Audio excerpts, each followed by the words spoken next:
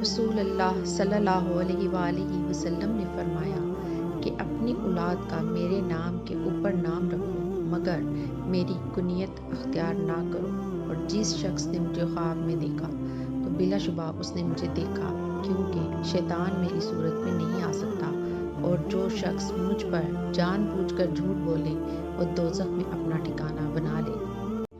حضرت علی رضی اللہ عنہ فرماتے ہیں کہ رسول اللہ صلی اللہ علیہ وآلہ وسلم نے فرمایا کہ مجھ پر جھوٹ مت بولو، کیونکہ جو مجھ پر جھوٹ باندھے وہ دوزخ میں داخل ہو۔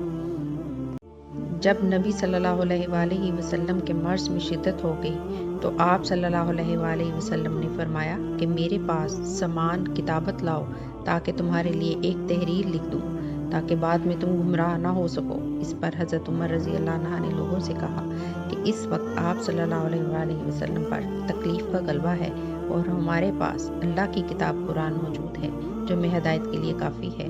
اس پر لوگوں کی رائے مختلف ہو گئی اور شور و غل زیادہ ہونے لگا۔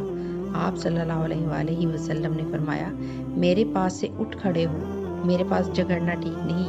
اس پر ابن عباس رضی اللہ عنہ یہ کہتے ہوئے نکل آئے کہ بے شک مصیبت بڑی سخت مصیبت ہے، وہ چیز جو ہمارے اور رسول کے اور آپ کی تحریر کے درمیان حائل ہو گئی۔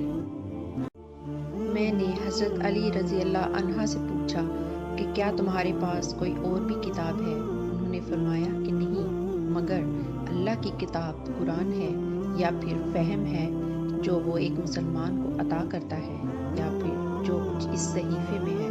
میں نے پوچھا اس صحیفے میں کیا ہے؟ انہوں نے فرمایا دید اور قیدیوں کی رہائی کا بیان ہے، اور یہ حکم کہ مسلمان کافر کے بدلے میں قتل نہ کیا جائے۔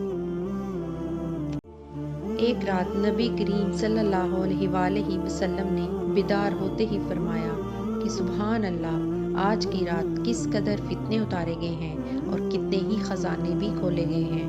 ان حجرہ والیوں کو جگاؤ، کیونکہ بہت سی عورتیں جو دنیا میں باریک کپڑا پہننے والی ہیں وہ آخرت میں ننگی ہوں گی۔